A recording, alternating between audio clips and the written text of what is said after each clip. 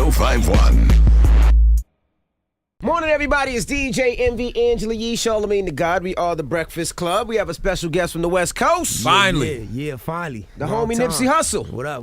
What's going up, on, my sir? brother? Everything good? How you feeling? You got the Proud to Pay movement going on. Yeah, man. You just put out the Crenshaw album. Yeah. You my dog, but I just couldn't pay $100 for it. I seen your tweets, album, man. I had to holler at my boy real quick. I've been a fan. But you of can Nipsey still since- get the app. You don't have to do that. I didn't know It's that. free. Nah, it was if you my want the choice. hard copy. Yeah, it was Okay. my choice for sure. It's like a Kickstarter campaign. If you want to support somebody and donate money to the movement, Yeah. kind of thing. And you Yeah. also get an experience with it. Exactly. You get access to the concert. It's like a limited concert. You can't buy a ticket for it. You gotta have the product to get in. Mm-hmm. So but it was by choice. If you wanted to download it, that's cool. It was available on that pit for free. So I'll just clown it online. Did you have the concert already? Did you Nah, have we setting it up right now. Okay. Yeah. Well, I downloaded it on Dat Piff. That's cool. Sorry. It's That all wasn't the good. first time you did that though. You had Bullets. Bullets ain't got no name 3 for sale. Yeah, exactly. Yeah, you remember that for sure. I remember that because it was midnight and I was like, oh, I'm going to get Nipsey's new joint. And then it was like, you got to pay for it. We're so spoiled. But it is true because you put out the Crenshaw, the mixtape, and it is like an album.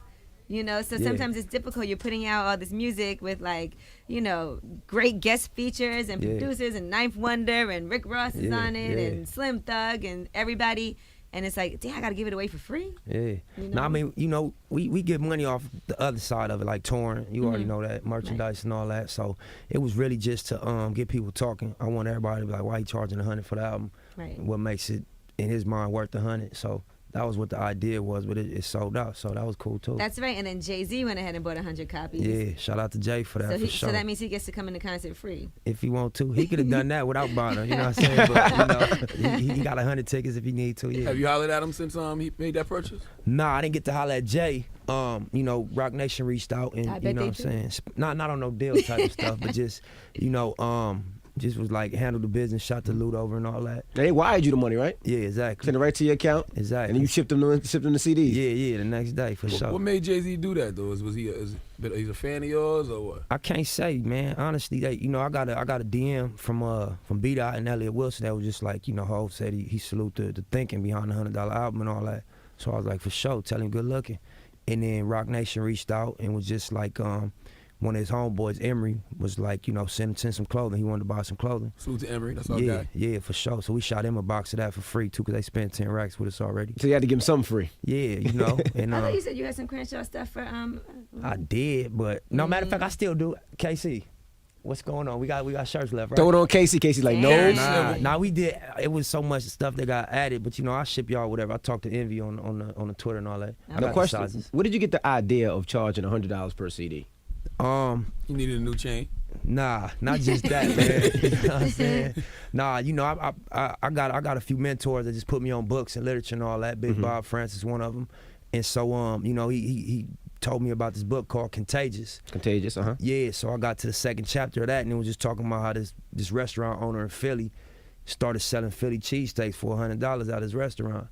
And it just was like, it set off all type of conversation. Everybody was talking about it. Then all type of influential people came through him and just wanted to check out why it was $100. Like Oprah came through and bought one.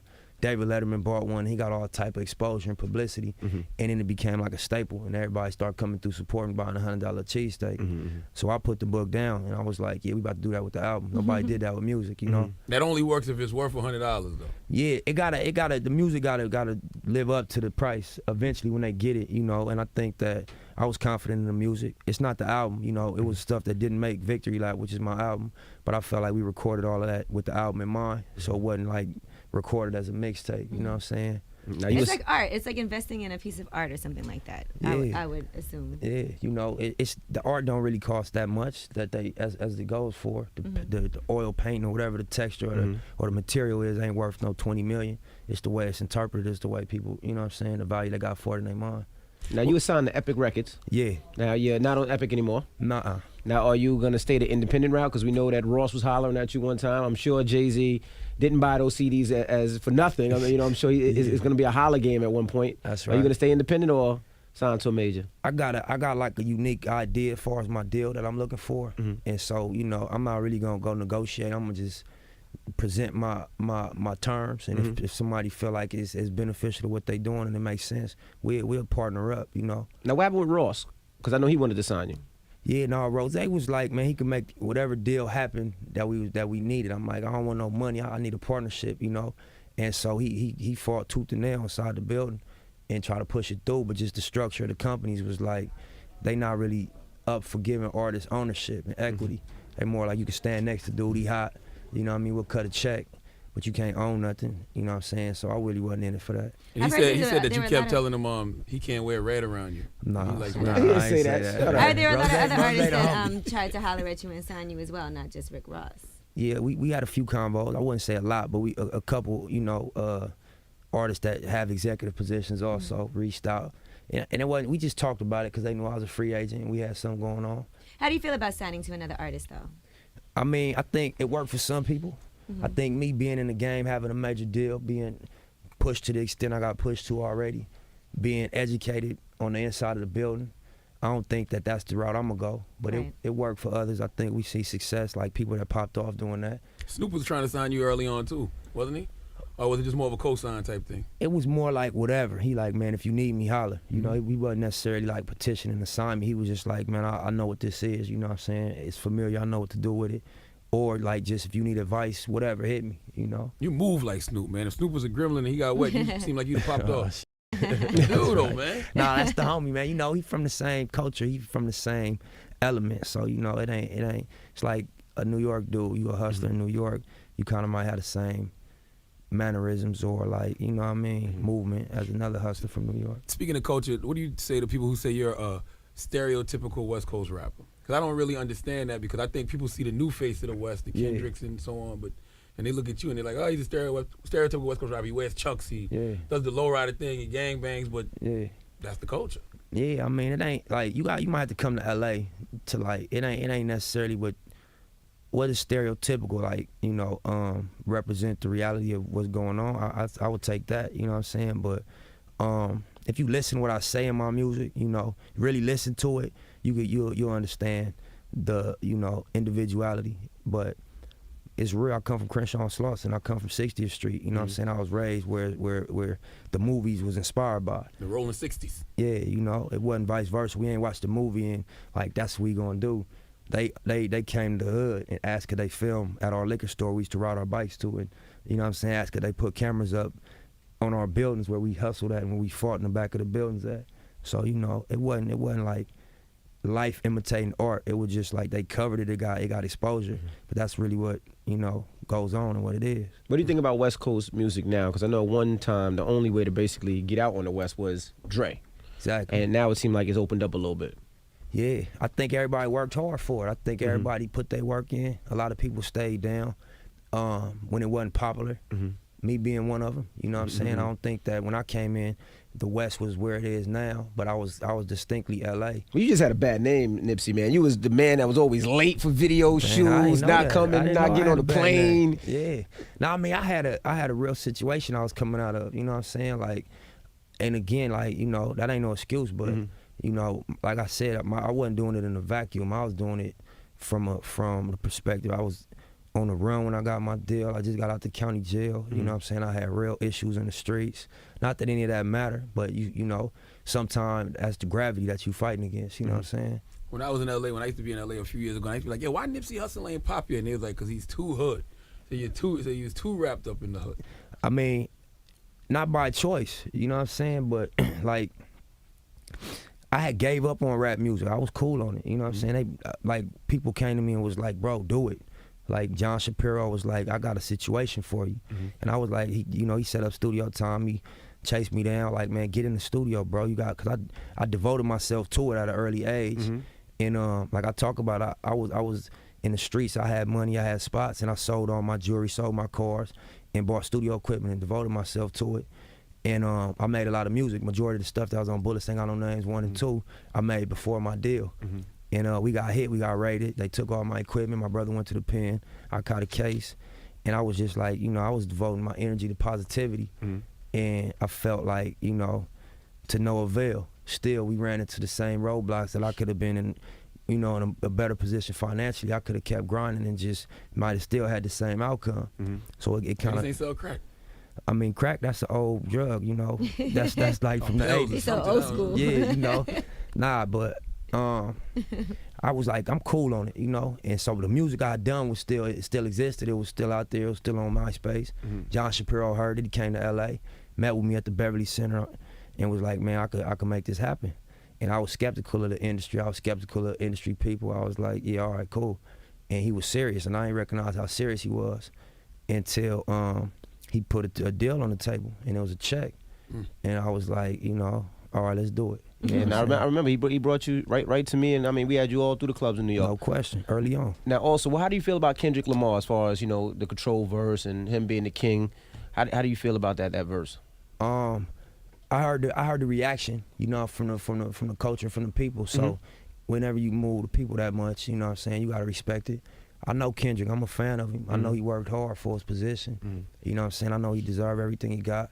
I know them dudes come from like a real place. J-Rock, Top Dog, Kendrick, he from Compton, and other dudes from the Nickersons. And so like, you know, I sagged with them before. I've been on tour with him with Game in 07. What does that mean? Just like, you know, like grinding with him, like, you know what I mean? So sag, I think all of y'all got y'all pants hanging down. Nah, like, you know, sag it out, man. Right. Like grind it, you know? And so to see it take the, you know, blossom like it blossomed, you know, I salute that. I respect it. How do you feel about him, his representation of the West Coast? He represents himself, honestly. He's a dude from Compton. So, you know, again, you just gotta be true to yourself, I think. You know, you can't try to adjust what you are to what people expect from you, none of that. I think that's when you know you're gonna get slack and it's gonna be fake. He himself, like what you hear in the records, that's what you get when you meet him, when you talk to him. And before he popped, that's how he was, you know what I'm saying? So I respect it, that he took it to that height without watering down what his message was. Right. Now, why does Complex Magazine hate you, man? Nah, It's not what they don't That's just hate one him. of the 10 They might have underachieving first. artist list. Yeah, nah, that's just disrespectful, I think. Yeah, No, they that don't list hate him. was disrespectful, but that's their platform, so they entitled to their opinion. And I didn't like lash out. My team saw it, and my team was like, "You see this, Nip?" And I'm like, "Yeah, okay." Well, the way they try to describe it is that they feel like they supported you, Yeah. and they, you know, really like you as an artist, and they felt like you should be further along, and that's why they said that. Yeah, I mean, that's one thing. I ain't asked for the support, by the way. You know, I ain't asking them to write about me or none of that. That was their choice, you know. Right. So, again, that's what they got the outlet for. But when I seen the article, it was like I read it and I was like, oh, cool, that's how they feel. I never said nothing about it. You felt like they were being sarcastic. Yeah, just like, you know, again, I spoke to the points that offended me in the article, but I was really just like, you know, how much you get paid, the writer that wrote that? I pay them type of salaries to my employees at my business that got felonies and that can't get jobs. No disrespect. So who's the underachiever? I own my company. I own the asset of this whole industry, which is your masters, your intellectual property, you know what I'm saying, your publishing. So, you know, your metrics and what you gauging as an achievement is actually like a peon or underboss way of looking at it, because, you know, like, I'm not in it for the fame. Everybody want to be seen and held at the highest regard, obviously, but, you know, you can't cash that out. You can't take that to the bank. Well, you can in other ways, but, you know, what's the asset? What do the labels do it for? They do it for the ownership. They do it for the catalog, for the mailbox money. And so, you know, I think if you up on what's going on, you will respect that. You wouldn't say a dude underachieving for that. Yeah, for years I've seen Nipsey Hussle out and about at all kinds of conferences. And I see you move around all the time. Yeah. And I was wondering, do you think that labels were a little nervous about your street affiliations, and they're like, okay, we don't know, you know, what's going to happen with him. If we sign him, is he going to go back to jail? Was that ever a real concern, you think, when people were looking at you? I think like the people that's so far removed from like humanity, because you gotta meet somebody before you come to any conclusion. And you know, some people so successful that they just got layers and they got blocks to where they don't even deal with certain things, you know what I'm saying? So, and again, like when we had issues, you know, on the street level, you had people in offices that was conscious of it and aware of it. And you know what happened with Suge, and you know what happened with Death Row. So I think people might have, you know, overreacted and felt like it was gonna be a similar situation. But again, you know, the game changed. Like, we in control to an extent. You know, we got the internet, we got a global village that we could deliver content to. You know what I'm saying? And it's worldwide. And you could tour, and you could sell your merch, and you could build businesses. So if you're not stuck on, you know, being a fame junkie and being some type of socialite, you could look at the game for what it is and eat, you know what I'm saying, and you know, build something that rides slowly. You still move around with Big U? Like yeah, that's my homie. You know what I'm saying? You know, he don't manage me no more, but that's my homeboy. I got respect and love for him. Absolutely. Now, what about for your album that you're putting out? What is? I know you're gonna put it out in a different kind of way. Also, I'm sure you have a plan. Yeah, most definitely. That is not gonna be what other people have done in the past. Yeah. So, are you willing to share what the plan is with that, or is that something that's still in the works? Nah, we got the plan. We're gonna do it traditionally through physical retail on iTunes, but then we're gonna do a Proud to Pay campaign like we did with this one. And we're gonna offer it for free also. We're gonna offer the album for free. So if you wanna download it free, you could. Because it's still gonna be free regardless if I offer it or not. Somebody gonna leak it, it's gonna be available. You can't stop that. Nah, so I'm gonna just keep it 100 with the people. It's gonna be free if you don't wanna pay for it. If you wanna pay for it, we're gonna have a Proud to Pay product that go along with it. And if you want to go to iTunes or Best Buy or Target, you could do that too, you know. Have other artists approached you and said, I kind of want to do something like what you did, so Most do you mind if I go ahead and try to do a little Proud to Pay campaign as well? Eminem doing that now. I was about to say, a few artists approached me, and then a couple didn't. Like, I think MGMT doing something, you know, the management, like the rock band, they doing something. And then Eminem selling his at different price points for like $300. For the deluxe, 50, 200, and so on. They out there damn mind. I specifically put on Twitter, all right, I salute Nipsey, but if all you other artists try to do that, I'm not paying that much. A lot of people We would didn't even say pay that for Nipsey. No, This my dude. This my guy. Man, it's all good. But I support him, but I'm too cheap to pay other $100 artists were like, for man, I wish cheap. I'd have thought of that first. I heard people say that. Yeah, me too. Who would you pay $100 for? I did actually recently. We did something with MTV, and I went to the store. They gave me that credit card and was like, buy what you would like to buy. Spend $100 on whatever you like to buy, music-wise. So I bought Dom Kennedy album, Get Home Safely. That's my homie. That's your dog, yeah. I like what he doing. You know what I'm saying? I'm a fan of him. Also him being my homie. And then I bought Blueprint, the 12-inch Blueprint. I brought Stillmatic. I brought one of the Tupac singles. I couldn't find no album. I bought, I think, What You Do for Love. I bought a Raekwon album, you know what I'm saying? Just rap that I grew up on, influenced by and stuff. What do you think about music now? Because you're talking about a lot of classic albums and a lot of classic artists. Yeah. What do you think about some of these artists now? I think it's good, man. I think, you know, it's a lot of great music. I don't know if everything that's great is getting seen on the highest platform. Kendrick being like a representation of real hip-hop, being like one of the biggest dudes in the game. I think that's good for the culture. Even Drake, like, he a real rapper. People say what they want to say about him, but he make... You know, he good at rap, you know what I'm saying? So I think he represents the culture. Meek Mill, you know what I'm saying? Being a real dude from the streets, succeeding at the level he's succeeding at. So I think it's good. You got a lot of BS also, but we ain't gonna point that out or focus on it. I think it's more creativity and good stuff coming to the, you know, rising to the surface right now. So, you know, it's exciting. Aren't you African? Yeah, my dad from Africa, yeah. Okay. Yeah, he from East Africa, a country called Eritrea. What? Eritrea, it's next door to Sudan, okay. Ethiopia. It borders the Red Sea, all that. Have you been back there? Yeah, when I was 18, actually, I went for 3 months, and it was cool. At first, I was like, I was ready to go home. So You went there for what? As I had to get low, try to go, or you just went to visit? Not even. I was good at that point, but you know, my granny that I had never met, my aunties, my cousins, I never met any of my pop's family. My pops was the only one in our family that was in America, so I was raised by my mom's side, and then my pops played his role, but we went out there to meet her because she was sick, and I ended up spending 90 days out there, you know, and it changed my life. It changed my perspective on a lot of things, especially more than anything, my respect for women, you know, because I was raised in a area where, you know what I'm saying? Bitches ain't but hoes and tricks. Yeah, that part, you know what I'm saying? But I went back home and I had a totally different experience, you know, and I came in the house and they had food ready for me, and, you know, they wouldn't let me lift my hand and do no work. And they was like, literally, when I came in to eat, they washed my hands for me, you know what I'm saying? And so I felt obligated to, you know, do my part as a man. Like, you know, can't nobody disrespect my cousins, can't nobody, you know what I mean? They don't got to do no labor, no hard labor that men supposed to do. And it just, like, made me aware of the dynamic of a real family relationship. Right. You know, we come from broken homes and all that, so. And you have to make these American women be more domesticated like them African women. I mean, And then men got to handle their responsibilities. that part like they do too, theirs. yeah. Here that comes part Charlamagne. too. Go ahead, Charlamagne. Say what else you want to I'm say. just saying, I ain't never had no girl wash my hands for me.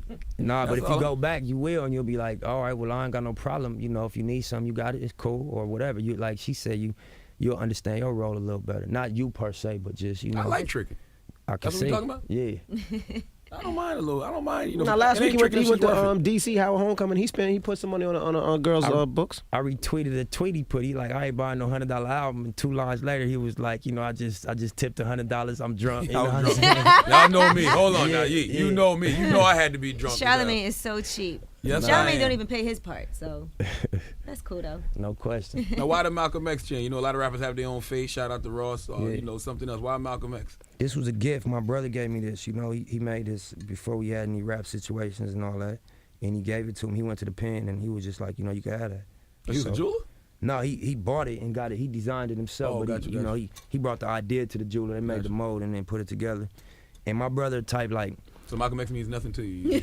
I'm not gonna take the credit for making it. I didn't make it, but I wouldn't wear it if it didn't mean something to me. I respect what he represented. I respect, you know, the any means necessary philosophy. I respect his transition from being a street dude to being somebody that had discipline and stood up for like, you know, a cause that was real at the time and still real. You know, and I just think he was a outside of like the racial thing. I thought he was a real man. You know what I'm saying? So I respect that part of it. Dope. Yeah. So what does it take for Nipsey Hussle to finally get his just due?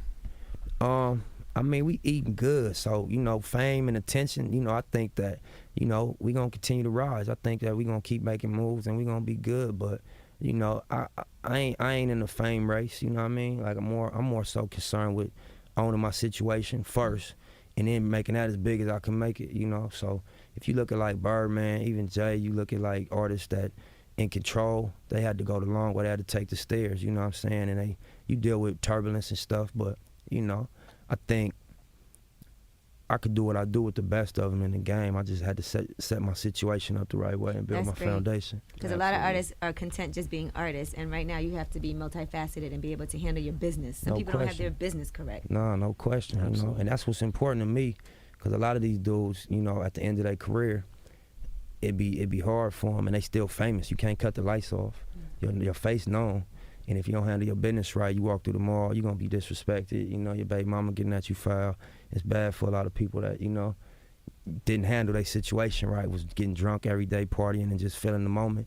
Right. And not to say we don't do that, but, you know, I just think, you know, like attention and fame is a crazy thing. You got to be conscious of, like, the expectations. Like, you can't ever fall off, in my opinion, you know what I mean? It look bad. Are you in the game cool? That's my homie, yeah. Okay. Yeah, that's my homie. I just did 2 records on his mixtape, okay. Yeah, that's my homie. I be wondering, because, you know, you blue, he red. I be wondering if y'all can even... Man, we grown. We gonna do what we want, man. If like, this the thing they don't know about L.A. You only got rules if you're not respected. Like, you can wear what you want if they know your pedigree already. What color? You can bring a enemy to your hood. He with me. He straight. Whoever he is, he with me. He good. So vice versa.